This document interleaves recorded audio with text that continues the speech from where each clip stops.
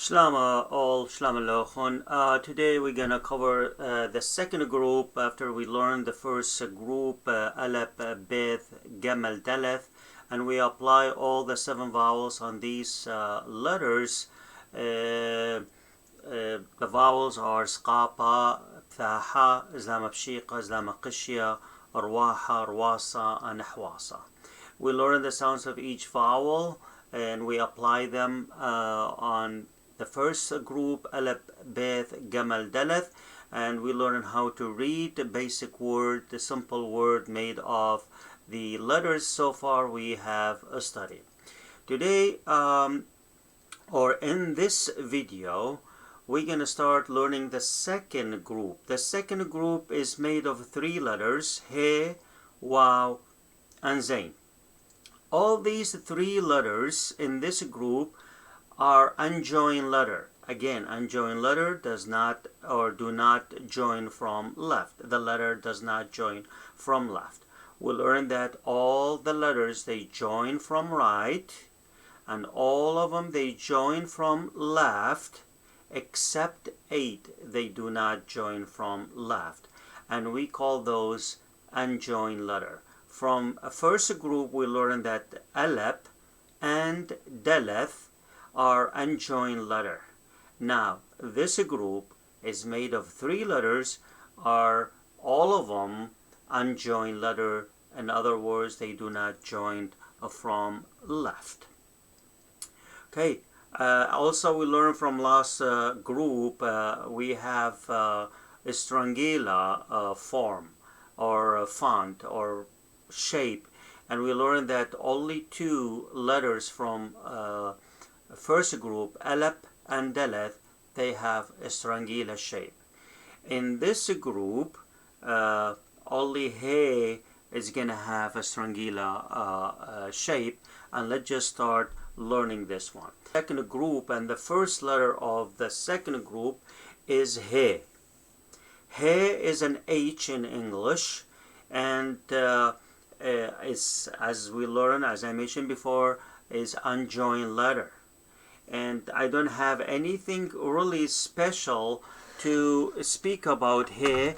Just the sounds of he, or he has the sounds of H, he, okay, just like in English. And let's just study or learn how we're gonna write he, and then we're gonna apply all the vowels on his and learn how we're gonna pronounce he. He, it's if you remember the letter G letters up lowercase g, like this one, it's look like he, or he looks like G, but it's kind of laying down to the left. Again, it's again above the line. If this is the line you have in your notebook, so this one is gonna be the line. So here you go, he looks like G, lowercase g in English, laying down to the left. This is the Eastern dialect he. The Strangila he is look like this one, the same as this one here. The only thing, we do not close this circle here. Okay, this circle, do you see this circle here? We don't close it, so it's gonna look like this. Very close. Again, I cannot make it like a book, you know, but I make it, it's very close to you guys.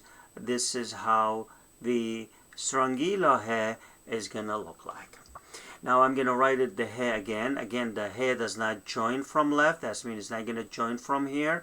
And the he with the skaapa, ha. By the way, he with no vowel, he. Now ha with the فتحة, with the ẓlamabshiqa, short I, he, with the ẓlamaqishya, open E, he, with the rwaha, short O, ho, with the rwasa, long O, hu. See, they do not join. Do you see this one? They don't join. And with the hwasa, long E, he. Again, ha, he, ho, hu, he. Nothing extra about this letter. Let's just go to bring this one up. I want you to read that page 24. The words in here, those are again, start writing, keep writing. Writing is very important. It's gonna help you a lot to memorize all the letters and vowels. So ha, ha, he, ho, hu, he. And coming back here on this screen, the first word in the Syriac word here, gaha, ga-ha, gaha, daha, da-ha, daha, habbawa, ha-ba-wa, habbawa. Sentence here, short sentence we have here, Guda dhabawe. Guda dhabawe. Look at the habawe here is in singular form. Now, do you see here? Now it's going to be in a plural form. We're going to talk about how we're going to make sure, or how we're going to know this word is in a plural form. So, Guda dhabawe. Gaha თხαμش. I know there's no thing you learn about all these letters, but means 5. თხαμش, gaha თხαμش. Okay. Now I mentioned that habawe here is in a plural form. How I'm going to know is in a plural form? If you compare those two words, this one in a singular and this one is in a plural, I mean this part here without the letter dalet, dalet is a preposition as we learn, you will see there are 2 extra dots on the beth here, and the sqapa on the beth now is Islama qishya, A. The 2 dots next to each other above the letter beth, this is a symbol of a plural, means the word is in a plural. Okay, and that I already explained this one here. And by the way, this one is a grammar. Okay, this one is a grammar. We're going to learn about chapter 4. And also we're going to learn more about how we're going to make plural from singular and singular from plural for masculine and feminine words. Okay, so that is exactly how we're going to learn about he. It's very short, really. We're going to move on to the next letter, wow, in page 26. Cleaning up this one. Wow, again, does not join. Wow, it's compatible to the W, and it looks like wow, O in English, just circle. Nothing extra about that, and I think you don't need to, or you don't need me to show you more than what I have here about wow. Is the same for strangilo with a little bit different shape. But, well, I don't consider that one it's different in the strangilo. Okay, we learned that alep, if you remember, that alep was the first weakest letter because when has no vowel is silent. Now the second weakest letter, and we learned that we have 3 of these letters. So the second one is wow. Wow when it falls at the end of the word, no vowel is silent. Only at the end of the word, when only falls at the end of the word is silent when has no vowel. And is the same for strangilo, does not join from left. From wow, we learned that from wow we have 2 vowels are derived from this letter. The waha, single dot above, w, short wow or o, and the rwasa dot under, 1 single dot under, is a rwasa, is a long o, u. Okay. In the middle of that page is going to show you the table how the wow join. So when wow is the first letter Waw is the first letter of the word, so it's not going to join to the next one. And also waw is in the middle of the word, does not join to the following letter from right to left. Waw with the vowel, if I'm going to waw with the sounds of waw without vowel is with اسقاطة wa, فتحة wa, زلامة بشيقة و, زلامة قشية و, رواحة wo, رواصة woo, and حواصة we. These are the vowels with the letter waw. Now, letter waw also, like we learned that beth and daleth are prepositions letters. Waw also functions as a preposition and means and, to join two things. Like when I say my father and I.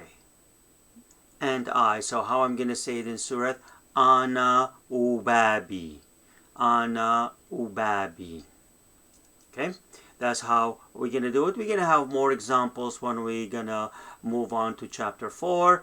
And now let me bring in this page here. Wa, we, wo, woo, we. And some of these words, woo.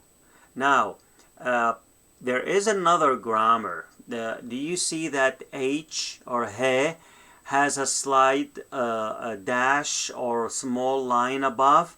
Means every time you will see a line above a letter, means that letter is silent. Doesn't matter. This is a grammar. If we need to kill or to silent any letter, we put a dash above it to silent that letter. So, au is a third person male, he, ai, she, wawa. Wawa is the verb. Not the verb, sorry. Wawa is the sounds of the barking. Wawa. And wahda. Wahda. Wahda. Alright? Au ilid ishta. Au ilid ishta. We're going to learn how we're going to form the ordinal number from regular number. Ishta means 6. When we're going to add the daleth before the number, is going to convert it to ordinal number in a spoken language.